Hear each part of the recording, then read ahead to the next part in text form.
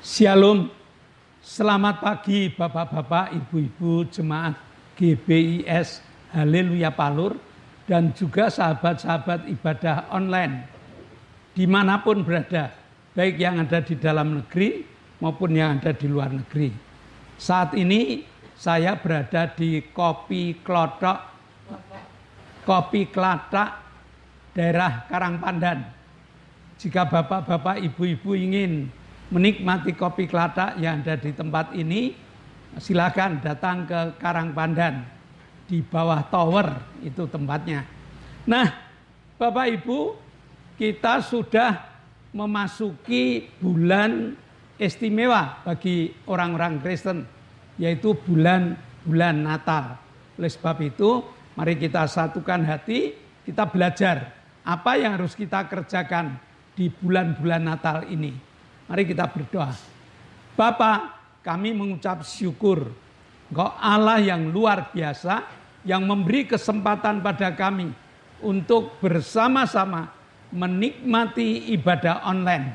Oleh sebab itu Tuhan, kami siapkan hati, kami siapkan pikiran, kami siapkan kehidupan kami. Biar Roh Kudus bekerja, menaburkan firman Allah di dalam hati, jiwa dan roh kami, agar kami dapat hidup sesuai dengan kehendak-Mu. Terima kasih Bapa, dalam nama Yesus kami telah berdoa dan mengucap syukur. Yang percaya katakan amin. Sekali lagi kami berada di Kopi Klatak, daerah Karangpandan. Bapak Ibu dapat mengunjungi tempat ini. Tempatnya nyaman, tempatnya sejuk dan sebagainya. Nah, mari kita buka hati kita. Kita belajar tentang firman Tuhan. Apa yang akan kita nikmati di bulan-bulan Natal ini? Natal merupakan anugerah Allah yang besar, anugerah Allah yang luar biasa. Dan Natal, di tengah-tengah Natal, setan pun bekerja dengan cara yang luar biasa. Sehingga setan memberi tawaran, setan memberikan benih, dan Tuhan pun memberikan tawaran kepada kita. Oleh sebab itu, saya mengharap Bapak Ibu menerima tawaran Tuhan. Apa yang menjadi tawaran Tuhan di pagi hari ini? Mari kita buka Yesaya 56. Ayat 7 dan ayat yang ke-8. Yesaya 55. Saya ulang. Yesaya 55 ayat 7 dan ayat yang ke-8. Demikian bunyinya. Baiklah, orang fasik meninggalkan jalannya, dan orang jahat meninggalkan rancangannya. Baiklah, ia kembali kepada Tuhan, maka dia akan mengasihaninya, dan kepada Allah kita, sebab ia memberi pengampunan dengan limpahnya. Sebab rancanganku bukanlah rancanganmu, dan jalanmu bukanlah jalanku. Demikianlah firman Tuhan. Allah sudah punya rancangan, Allah sudah punya jalan, bagaimana menuju Bethlehem, bagaimana menuju kedamaian, bagaimana menuju sukacita yang sempurna. Tetapi di tengah-tengah tawaran Tuhan seperti itu, setan pun tidak tinggal diam. Maka Tuhan mengatakan, baiklah orang fasik meninggalkan jalannya. Ternyata orang Kristen pun yang siap mengikuti Natal pun masih ada yang disebut oleh Allah orang fasik. Orang fasik itu orang apa? Orang fasik itu orang yang mengikuti agama dengan baik. Dia bisa menyanyi, dia bisa berdoa, dia rajin ibadah. Tetapi pengamalan pelajaran kitab suci tidak pernah dilakukannya. Sehingga secara nyata dia adalah orang yang setia pada Tuhan. Kelihatannya dia adalah orang yang mencintai Tuhan. Tetapi dia tidak pernah praktek firman Tuhan dalam hidupnya. Dan ini Tuhan masih berikan tawaran. Baiklah orang fasik meninggalkan kefasikannya. Jadilah orang yang mengerti firman Tuhan. Jadilah orang yang setia kepada Tuhan dengan kesetiaan praktek firman Tuhan. Natal adalah sukacita. Natal adalah damai sejahtera. Natal adalah kegembiraan yang luar biasa. Sehingga setiap orang yang praktek Natal adalah praktek sukacita. Orang yang menginginkan Natal ada dalam hidupnya adalah orang yang mengejar damai sejahtera. Tapi di tengah-tengah suasana yang seperti itu, kefasikan kadang terjadi. Mereka juga menyambut Natal. Mereka juga mengikuti sukacita Natal. Tetapi mereka menaburkan duri-duri tajam di sekitar kehidupannya. Sehingga siapa yang menginjak duri itu akan terasa perih, akan terluka hidupnya. Nah, berapa banyak orang yang mengikuti Natal, pulang dari Natalan, mereka memiliki luka hati. Mungkin karena dia itu melihat pertunjukannya, karena mereka melihat seragamnya, karena mereka melihat hiruk pikuk Natal, tetapi duri-duri telanjur menusuk hidupnya. Ada beberapa orang yang ikut Natal, tetapi bukan sukacita Natal yang diikutinya. Apa yang diikutinya? Dia menjadi komentator. Wah, si A menjadi ini, si B menjadi itu, si C seperti ini, si D seperti itu. Dan komentator seperti ini didengar oleh orang-orang yang menyambut Natal dengan sungguh-sungguh. Nah, di tengah kesungguhan dia menyambut Natal ini, setan berbisik. Injaklah duri itu. Injaklah paku-paku itu. Supaya luka Natal terjadi. Luka Natal menganga. Harusnya Natal itu menjadikan satu keadaan di mana kita akan maju. Menjadi orang percaya. Menjadi orang Kristen. Yang membawa sukacita Natal kepada setiap orang. Tetapi karena ada kefasikan, ada ragi kefasikan yang kita dengar, ragi kefasikan yang kita lihat, maka tercemarlah sukacita Natal itu. Maka dengan tegas Allah memberikan tawaran, tinggalkan kefasikanmu dan kembalilah pada Allah. Karena Allah akan menyambut, karena Allah akan memberikan kesempatan kepada kita dengan pengampunan yang limpah.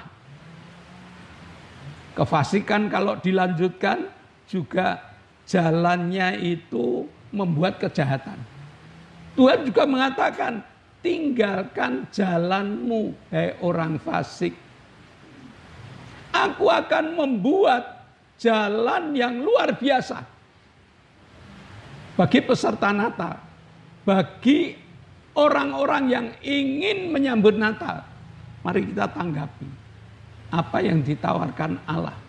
Jalanku, kata Allah, bukan jalanmu. Rancanganmu, kata Allah, bukan rancanganku. Allah punya rencana indah di dalam setiap pribadi yang akan menyambut Natal. Allah punya rencana indah yang akan membuat damai sejahtera itu dinikmati oleh pribadi dinikmati oleh kelompok, dinikmati oleh dunia. Bagaimana cara Allah menjadikannya? Kita lihat pertunjukan Natal. Ada Maria, ada Yusuf, ada gembala, ada orang Majus, dan ada Herodes. Allah kepengen memilih kita untuk menjadi Maria yang siap untuk melahirkan Yesus di dalam kehidupan secara pribadi. Tiap hari melahirkan Yesus di dalam kehidupannya. Dan Yesus itu diterima oleh orang-orang yang ada di lingkungannya. Dan Yesus itu memberikan berkat-berkat kasih karunia yang luar biasa kepada setiap orang. Ada yang dijadikan Yusuf sebagai pelindung Maria. Di saat Maria mengalami kegalauan, ada Yusuf. Bukan fasik, tetapi ada Yusuf yang terus meluruskan firman Tuhan yang dia dengar. Yang terus tegak lurus belajar firman Tuhan untuk ngayomi si Maria ini yang dalam kelelahan, yang dalam kelemahan.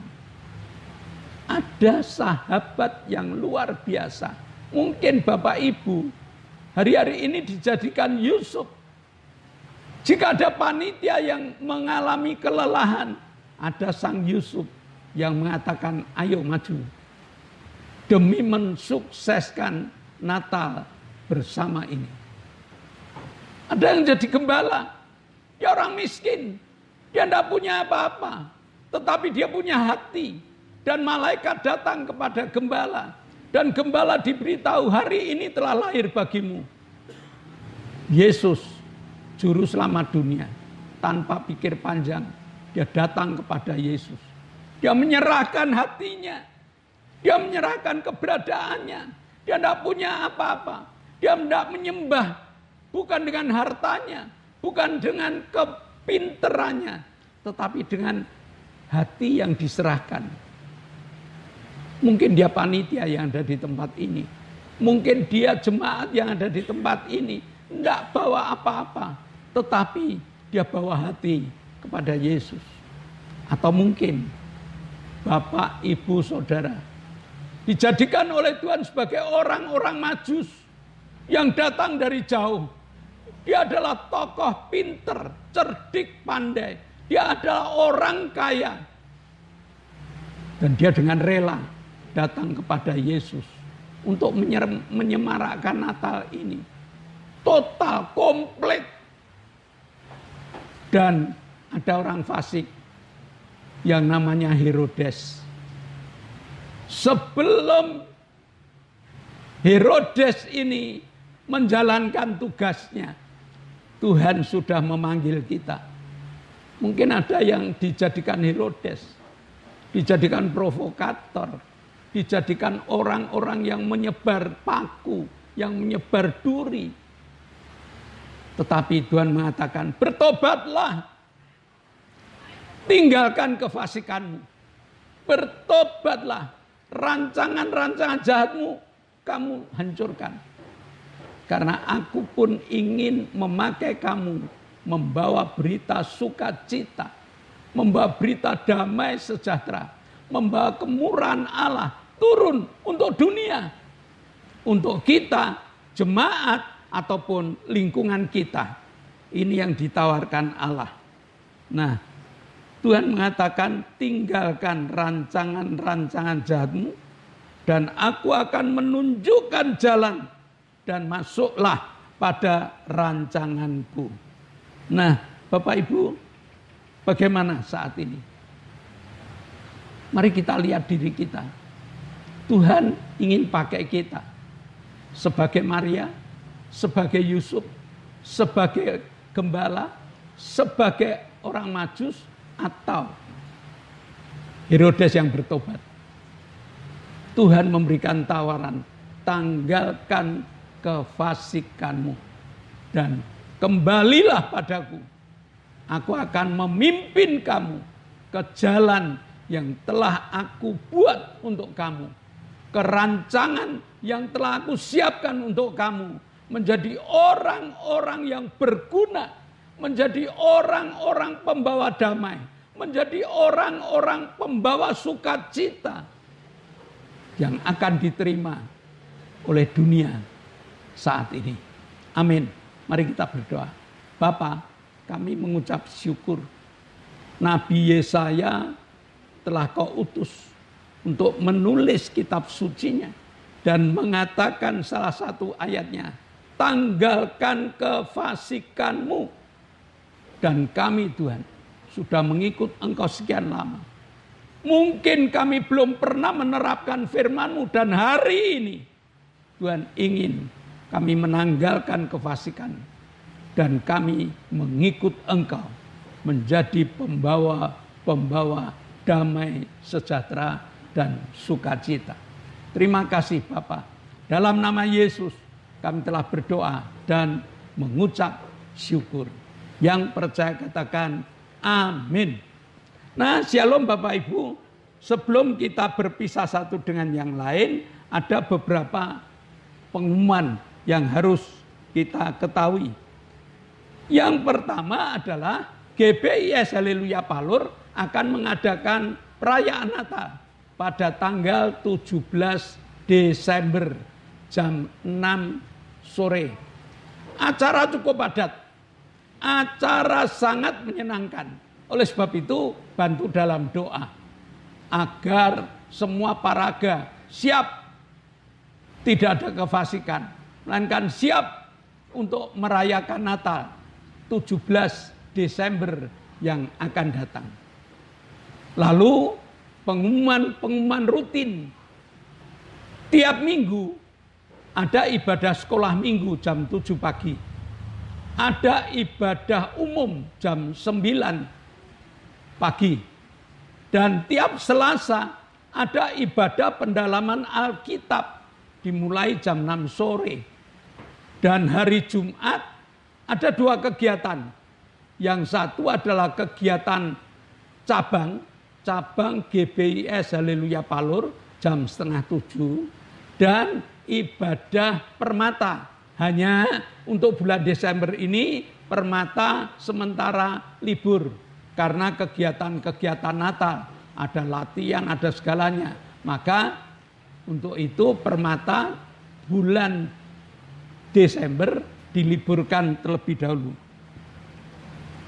Lalu pada hari Sabtu ada Youth Revive Generation. Revive Generation.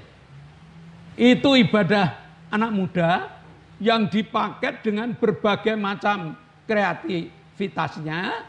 Sehingga kaum muda tidak hanya duduk diam nyanyi dengar firman Tuhan. Tapi banyak kreatif yang ada di sana. Maka anak-anak Bapak Ibu yang belum ikut youth, silakan jam 6 sore tiap Sabtu. Lalu ibadah online jalan terus. Doakan supaya ibadah online berguna untuk sarana penginjilan. Dapat yang ikut dapat disebarkan ke 5-6 orang. Supaya berita firman Tuhan ini tersebar ke seluruh muka bumi. Saat ini sudah banyak yang di luar negeri memberitakan berita online ini. Karena mereka juga rindu untuk mengabarkan Injil. Saya rasa cukup itu pengumumannya. Kita akan akhiri ibadah kita. Mari kita tunduk kepala, kita akan berdoa. Kami bersyukur buat kasih setiamu yang telah pimpin kami untuk belajar firman-Mu. Sekarang Bapa, kami menaikkan doa syafaat. Kami berdoa untuk bangsa dan negara kami. Engkau telah berikan keamanan, kedamaian, ketenteraman, berkati bangsa dan negara kami. Kami berdoa untuk para pemimpin negara. Tuhan pimpin berkati hamba-hamba-Mu. Pemimpin-pemimpin kami Tuhan pimpin berkati. Dari atas sampai bawah RT RW. Berkati beliau menunaikan tugas hari ini dengan baik. TNI, Polri berkati beliau untuk mengamankan negara kami. Terima kasih Bapa. Berkati bangsa dan negara kami. Dalam nama Yesus kami berdoa dan bersyukur. Bapa, kami mengucap syukur. Kami satukan hati. Kami satukan iman. Kami berdoa untuk ibu kita yang kakinya sakit, yang kadang-kadang sesek. Kami berdoa untuk Ibu Mintarsih yang selesai operasi ususnya. Kami berdoa untuk Arin yang telah selesai untuk cabut pennya. Kami berdoa untuk Pak Petrus Trisno yang saat ini gagal ginjal. Kami berdoa untuk Ibu Wagini yang saat ini masih lemah terbaring di rumah Tuhan. Dan kami berdoa untuk Pak Ishak yang karena usia sudah mengalami kelemahan tubuh. Engkau Allah yang luar biasa. Engkau tidak pernah meninggalkan mereka. Maka pada saat kami berdoa, tanganmu kau tumpangkan. Kami tindak dalam nama Yesus. Jadilah sembuh. Agar mereka dapat beribadah bersama dengan kami. Kami bersyukur kau telah jamah Pak Gito.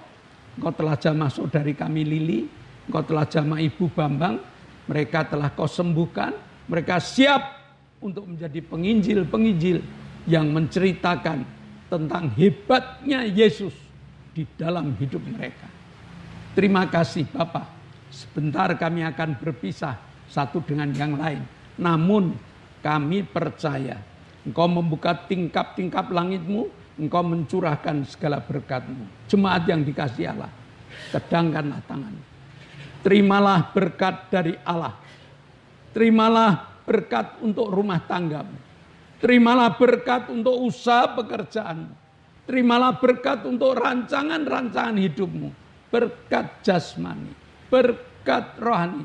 Mengalir dan mengalir limpah. Sampai setiap orang pun akan mengatakan engkau diberkati. Dan jika kita berpisah, bawalah berkat dari Allah Bapa, cinta kemurahan dari Tuhan Yesus Kristus, serta persekutuan Roh Kudus menyertai kita mulai hari ini sampai Maranatha, Tuhan Yesus datang yang kedua kali. Yang percaya katakan amin. Shalom. Tuhan memberkati.